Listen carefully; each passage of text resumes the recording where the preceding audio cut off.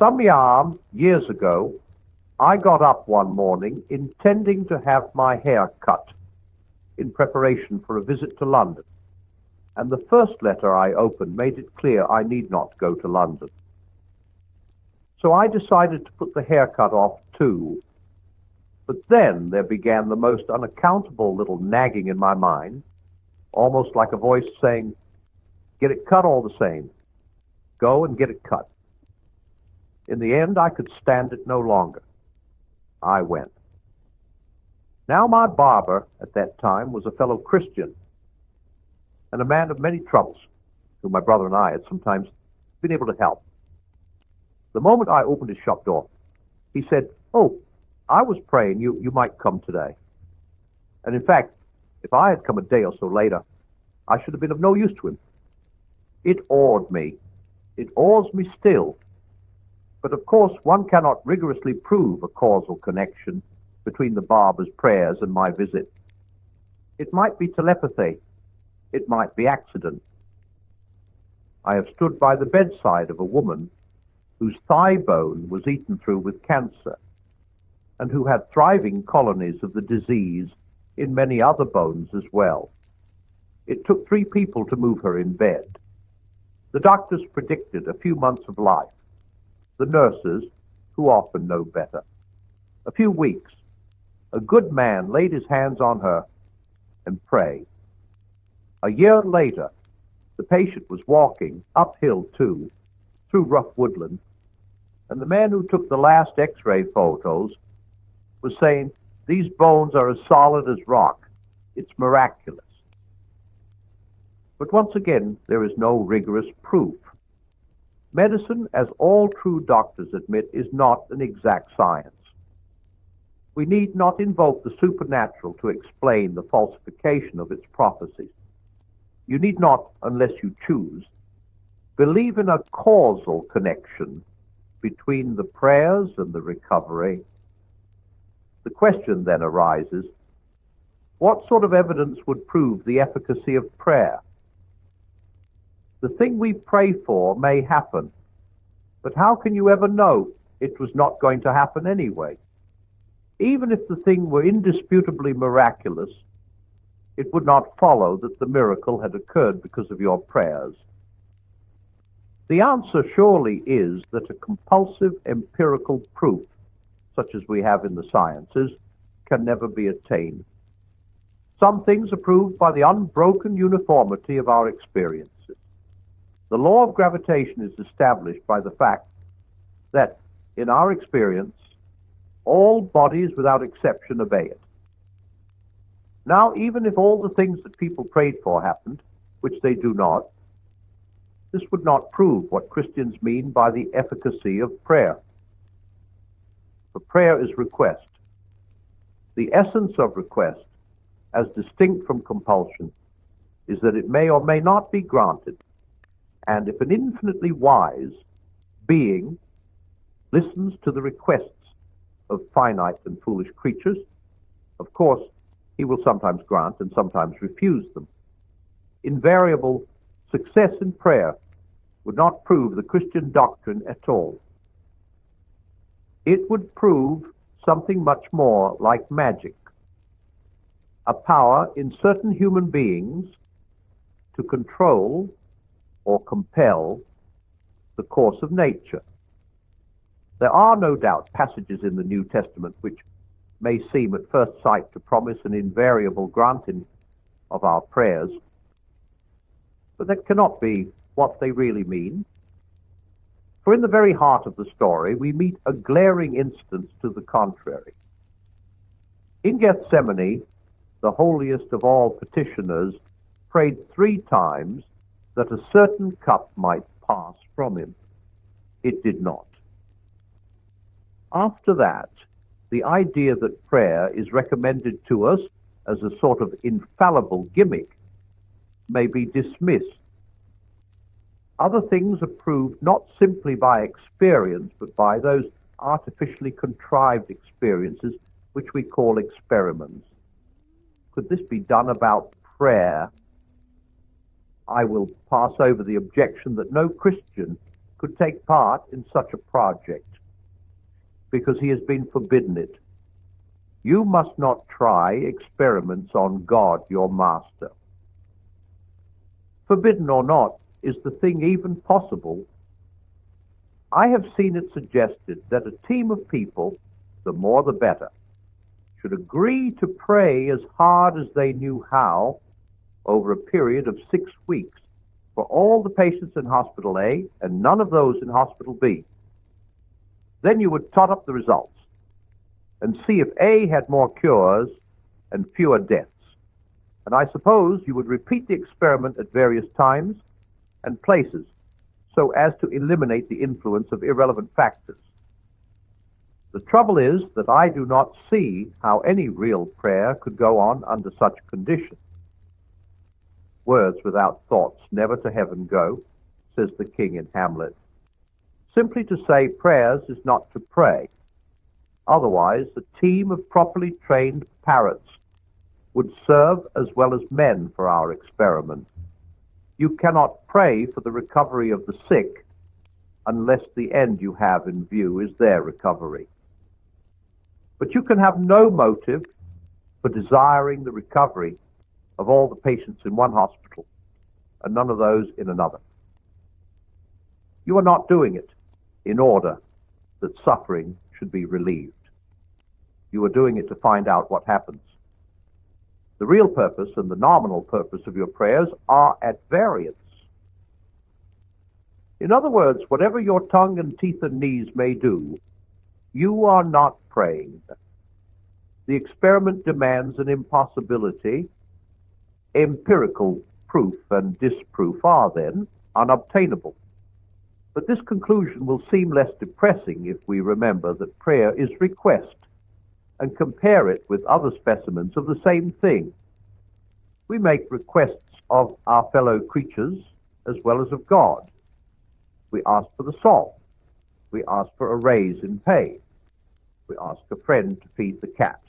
While we are on our holidays, we ask a woman to marry us. Sometimes we get what we ask for, and sometimes not. But when we do, it is not nearly so easy as one might suppose to prove with scientific certainty a causal connection between the asking and the getting. Your neighbor may be a humane person who would not have let your cat starve even if you had forgotten to make any arrangement. Your employer is never so likely to grant your request for a raise as when he is aware that you could get better money from a rival firm and is quite possibly intending to secure you by a raise in any case. As for the lady who consents to marry you, are you sure she had not decided to do so already? Your proposal, might have been the result, not the cause, of her decision. A certain important conversation might never have taken place unless she had intended that it should. Thus, in some measure, the same doubt that hangs about the causal efficacy of our prayers to God hangs also about our prayers to man. Whatever we get, we might have been going to get anyway. But only, as I say, in some measure, our friend, boss, and wife may tell us that they acted because we asked, and we may know them so well as to feel sure, first, that they are saying what they believe to be true, and secondly, that they understand their own motives well enough to be right. But notice that when this happens, our assurance has not been gained by the methods of science. We do not try the control experiment of refusing the raise or breaking off the engagement and then making our request again under fresh conditions. Our assurance is quite different in kind from scientific knowledge. It is born out of our personal relation to the other parties, not from knowing things about them, but from knowing them. Our assurance, if we reach an assurance, that God always hears and sometimes grants our prayers, and that apparent grantings are not merely fortuitous, can only come in the same sort of way. There can be no question tabulating successes and failures, and trying to decide whether the successes are too numerous to be accounted for by chance. Those who best know a man best know whether when he did what they asked, he did it because they asked. I think those who best know God will best know whether he sent me to the barber's shop because the barber prayed. For up till now, we have been tackling the whole question in the wrong way and on the wrong level. The very question, does prayer work, puts us in the wrong frame of mind from the outset. Work, as if it were magic or a machine, something that functions automatically. Prayer is either a sheer illusion or a personal contact between embryonic, incomplete persons, ourselves, and the utterly concrete person. Prayer, in the sense of petition, asking for things, is a small part of it. Confession and penitence are its threshold. Adoration its sanctuary. The presence and vision and enjoyment of God its bread and wine. In it, God shows himself to us. That he answers prayers is a corollary, not necessarily the most important one. From that revelation, what he does is learned from what he is. Petitionary prayer is, nonetheless, both allowed and commanded to us. Give us our daily bread, and no doubt it raises a theoretical problem. Can we believe that God ever really modifies his action in response to the suggestions of men? For infinite wisdom does not need telling what is best, and infinite goodness needs no urging to do it. But neither does God need any of those things that are done by finite agents, whether living or inanimate. He could, if he chose, repair our bodies miraculously without food, or give us food without the aid of farmers, bakers, and butchers, or knowledge without the aid of learned men, or convert the heathen without missionaries. Instead, he allows soils and weather and animals and the muscles, minds, and wills of men to cooperate in the execution of his will. God, said Pascal, instituted prayer in order to lend to his creatures the dignity of causality. But not only prayer. Whenever we act at all, he lends us that dignity. It is not really stranger, nor less strange, that my prayers should affect the course of events than that my other actions should do so. They have not advised or changed God's mind, that is, his overall purpose. But that purpose will be realized in different ways, according to the actions, including the prayers, of his creatures. For he seemed to do nothing of himself which he can possibly delegate to his creatures. He commands us to do slowly and blunderingly what he could do perfectly and in the twinkling of an eye. He allows us to neglect what he would have us do, or to fail. Perhaps we do not fully realize the problem, so to call it, of enabling finite free wills to coexist with omnipotence. It seems to involve at every moment almost a sort of divine abdication. We are not mere recipients or spectators. We are either privileged to share in the game or compelled to collaborate in the work, to wield our little tridents. Is this amazing process simply creation going on before our eyes? This is how, no light matter, God makes something, indeed makes gods, out of nothing. So at least it seems to me. But what I have offered can be, at the very best, only a mental model or symbol. All that we say on such subjects must be merely analogical and parabolic. The reality is doubtless not comprehensible by our faculties, but we can, at any rate, try to expel bad analogies and bad parables. Prayer is not a machine. It is not magic. It is not advice offered to God. Our act when we pray must not, any more than all our other acts, be separated from the continuous act of God himself, in which alone all finite causes operate. It would be even worse to think of those who get what they pray for as a sort of court favorites, people who have influence with the throne. The refused prayer of Christ in Gethsemane is answer enough to that. And I dare not leave out the hard saying, which I once heard from an experienced Christian. I have seen many striking answers to prayer, and more than one that I thought miraculous. But they usually come at the beginning, before conversion, or soon after it. As the Christian life proceeds, they tend to be rarer.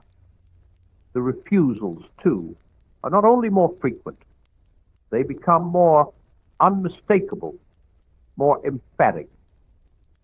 Does God then forsake just those who serve him best? Well, he who served him best of all said near his tortured death, "Why hast thou forsaken me?" When God becomes man, that man of all others is least comforted by God at his greatest need. There is a mystery here which, even if I had the power, I might not have the courage to explore. Meanwhile, little people like you and me, if our prayers are sometimes granted, beyond all hope and probability, had better not draw hasty conclusions to our own advantage. If we were stronger, we might be less tenderly treated. If we were braver, we might be sent with far less help to defend far more desperate posts in the great battle.